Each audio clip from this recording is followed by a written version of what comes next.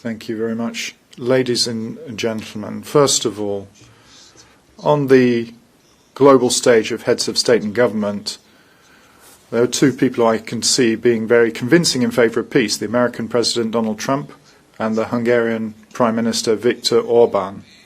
By the way, both of these people are people who you confront with a lack of respect and enmity and have done for years. Secondly, you want a seat at the negotiating table. Well, it would be all well and good if Europe could have developed its actions to be able to be in that position. However, it is neither in a position to offer social stability or economic prosperity for its own continent. You were the ones who pushed people in the arms of the US. And you were like a bunch of school kids when you did meet Donald Trump. And then you get the only person on our side, Viktor Orban, who's actually do anything. And they are the ones that have the gravitas and clout to get things done. So this chamber is not even in a position to make sure that your policies are applied and push for peace. You're not in that position because you're riven. We have 350,000 people who've died, almost 2 million injured. And I'd say the left group was actually right today, regardless who is responsible. Today, it's about stopping the massacre. The people who are trying to exploit the situation should not be allowed to win the day. Thank you, President. Colleagues, the war in Ukraine must finally come to an end. Every serious diplomatic initiative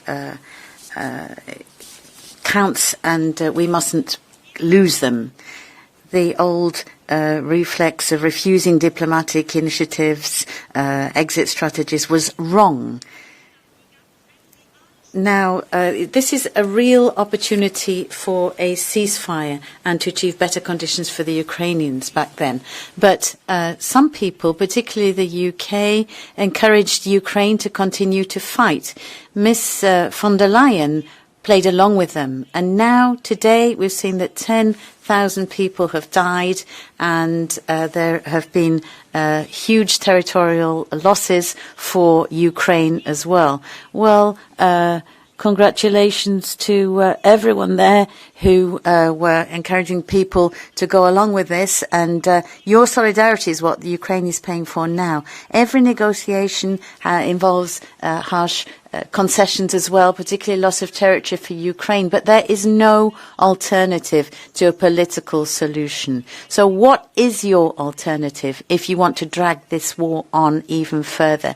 The people in Ukraine need peace. So does Europe and the world. So now we need initiatives from the EU. Thank you for that question, colleague. The fact is that at the beginning of the war and Russia's attack on Ukraine, Ukraine did resist. And the Putin regime had to see that the initial strategy of bringing about regime change in Ukraine wasn't going to work. So the Putin regime declared that it would withdraw on the pre-war conditions. And then we had these negotiations in Istanbul, but the whole world community said that both administrations, the Johnson administration, they had no interest in this peace. That strategy. Colleagues, we all want to achieve a peace agreement for Ukraine, but a just and lasting peace which respects international law, respects borders, and involves Ukraine and Europe. President Trump's 28-point plan can in no way represent the basis for negotiations.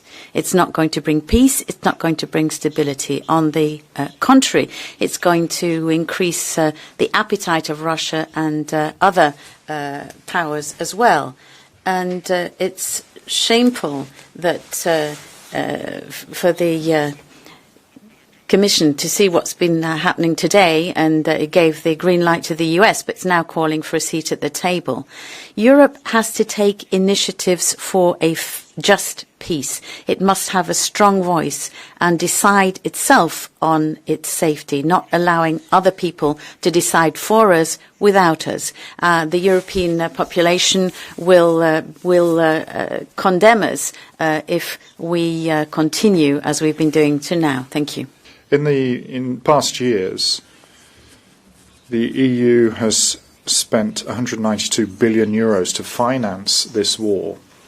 And Brussels has decided that for the years 2026 and 2027, they're going to carry on with a further 32 billion euros that will be spent on Ukraine. Ms. von der Leyen has also promised to find a further 135 billion euros for Ukraine. And what do you expect of the European governments? Well, as of 2028, you want to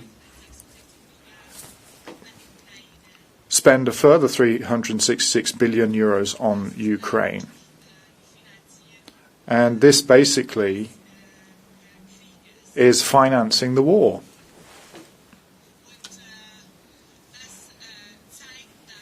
And this shows that the European taxpayers are the ones whose money is flowing into the golden toilets. We need peace. Well, sir,